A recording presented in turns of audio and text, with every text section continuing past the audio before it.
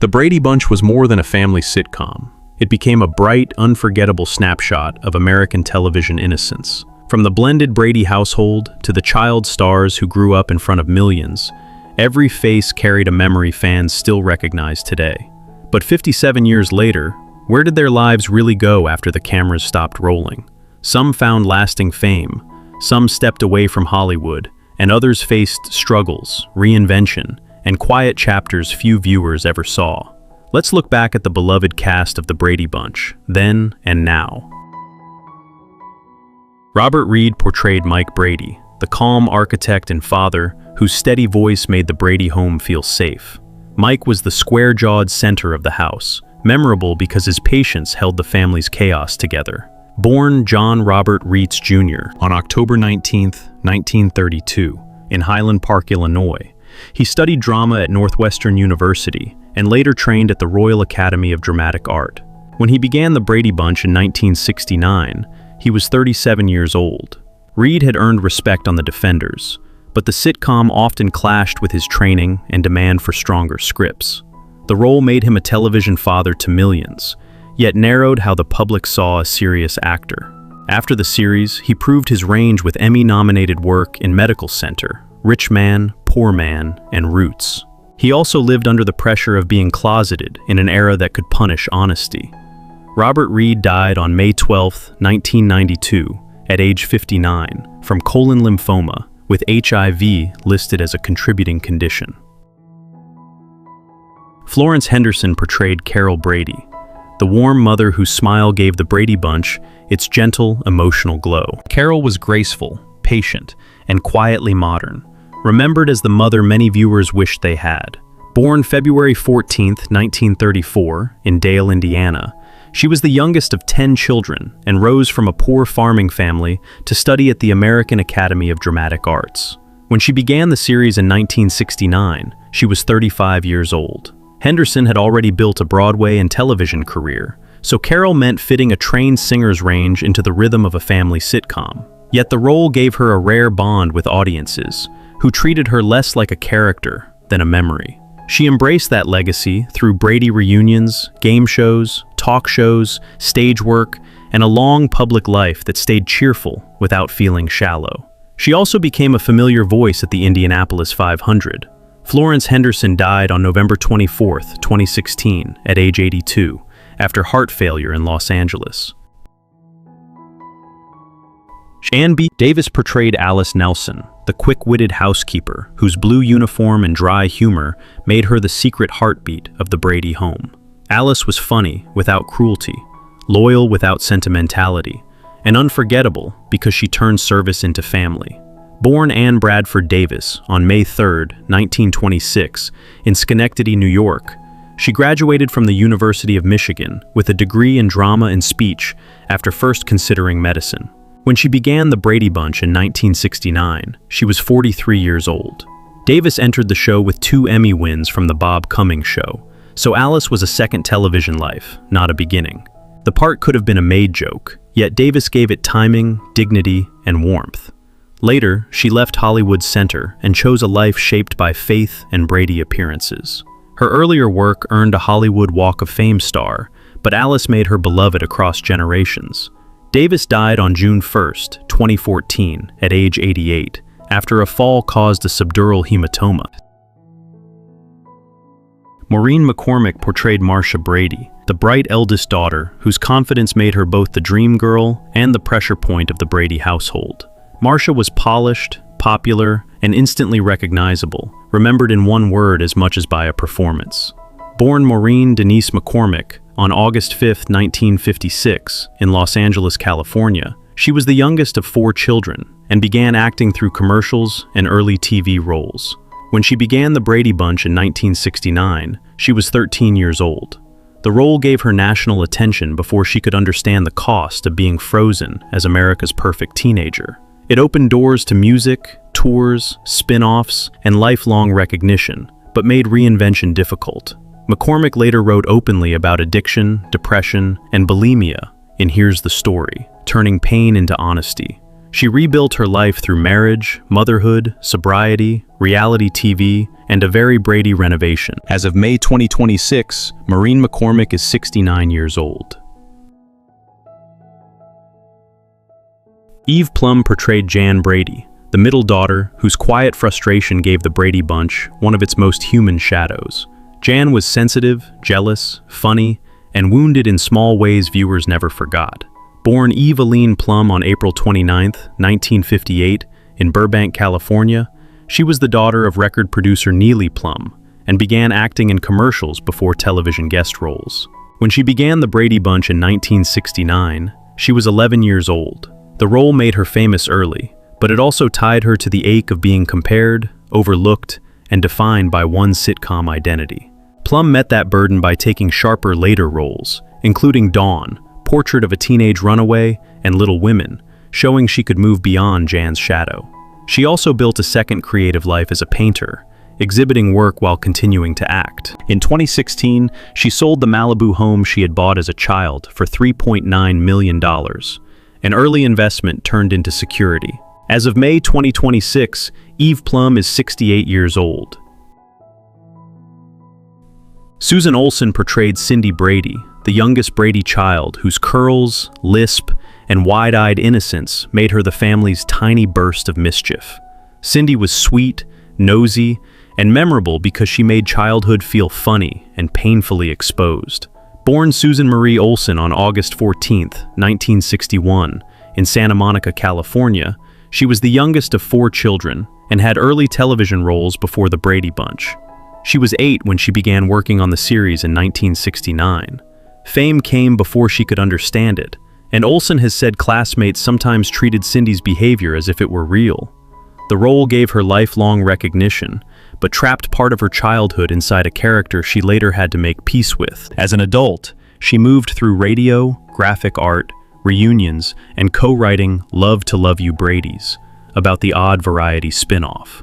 She later said she valued the show after learning it comforted children from troubled homes. As of May 2026, Susan Olsen is 64 years old.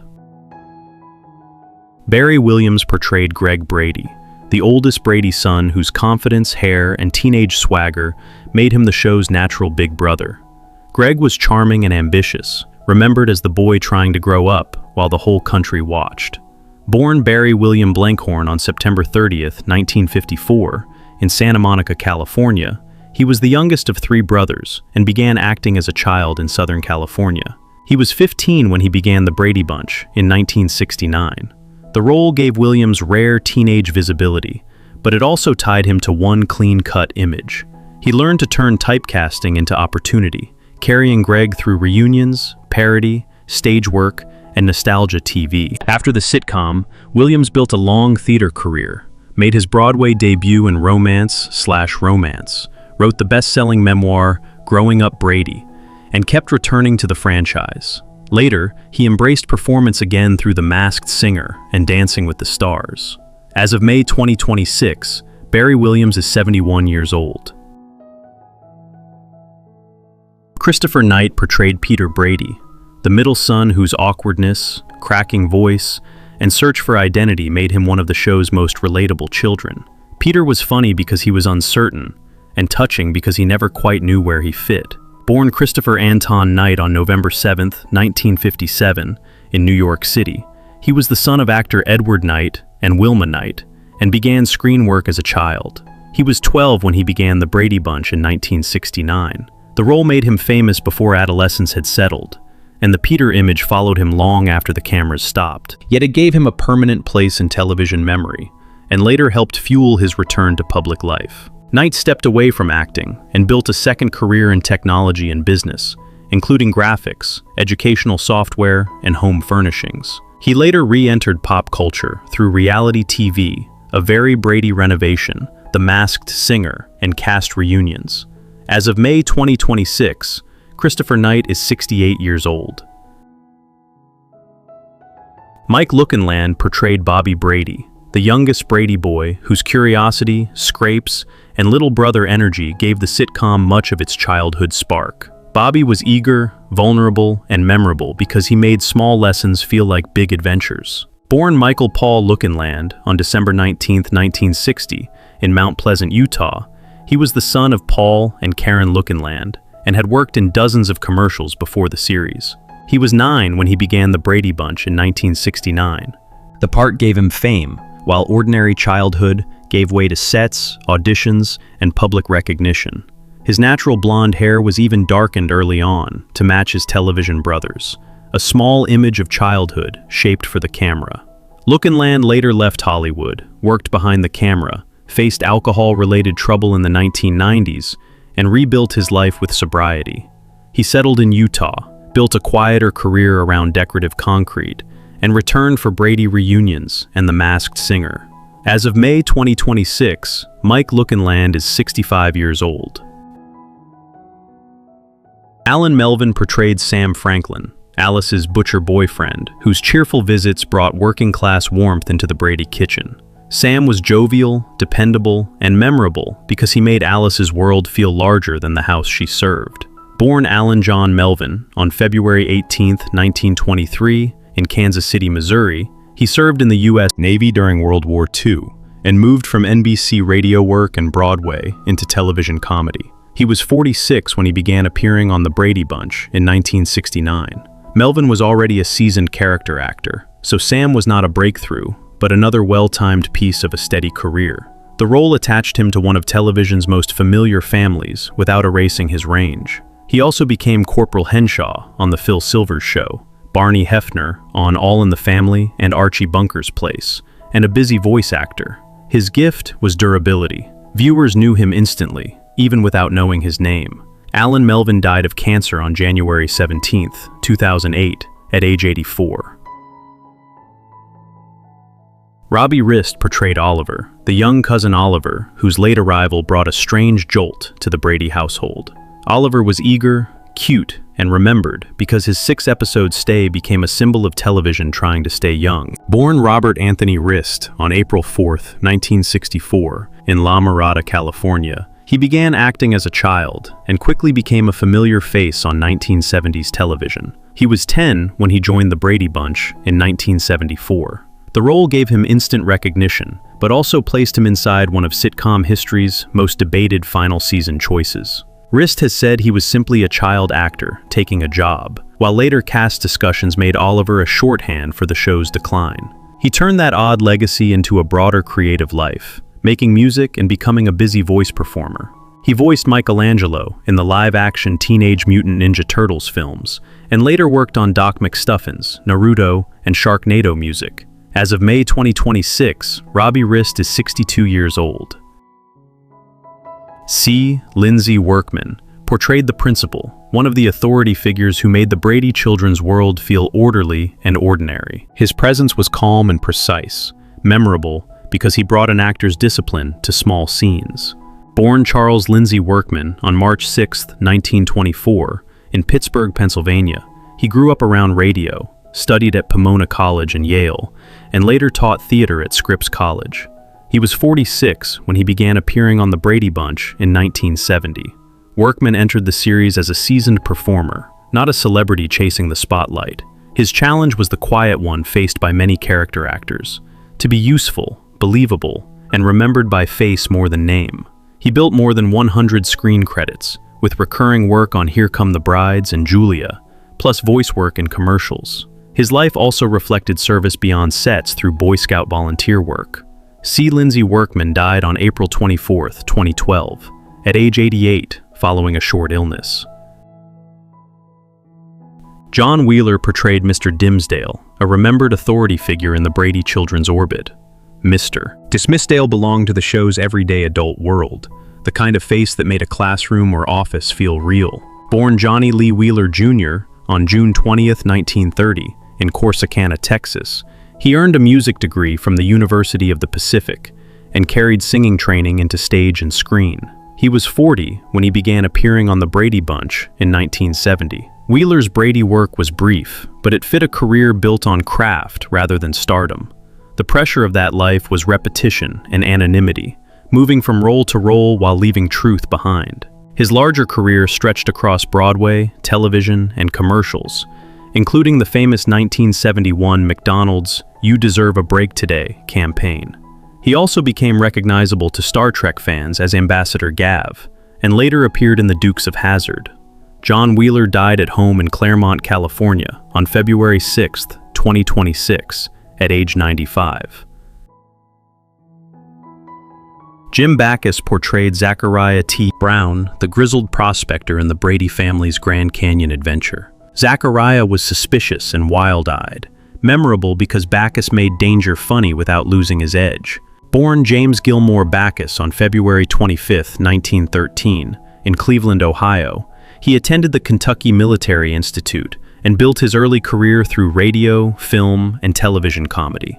He was 58 when he appeared on The Brady Bunch in 1971. Backus arrived with a famous career already behind him, so the role became a guest turn by a master rather than a breakthrough.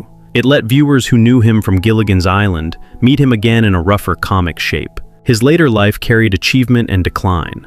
He remained beloved as Thurston Howell III and Mr. Magoo, yet Parkinson's disease gradually limited his work. Audiences still recognized his voice and timing. Jim Backus died on July 3, 1989, at age 76, from pneumonia after years with Parkinson's disease.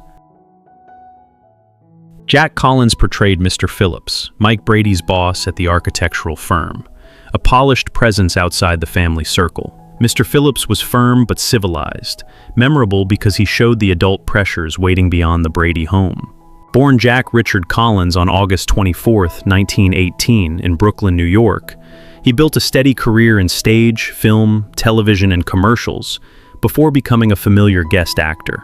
He was 52 when he began appearing on The Brady Bunch in 1970. Collins stepped into the series as part of the quiet machinery that made sitcom worlds believable.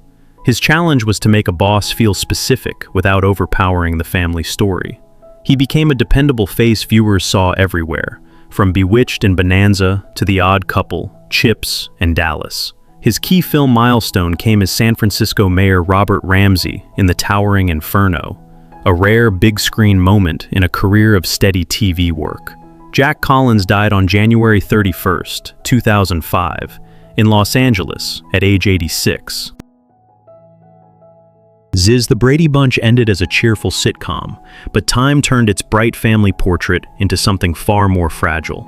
Robert Reed, Florence Henderson, and Ann B. Davis are gone, while the children who grew up on screen carried those familiar names through fame, typecasting, reunions, reinvention, and private battles beyond the set. Their later roles could never fully escape the house America remembered. Which Brady story stayed with you the longest? Some TV families never really leave us. They simply fade, room by room, into memory.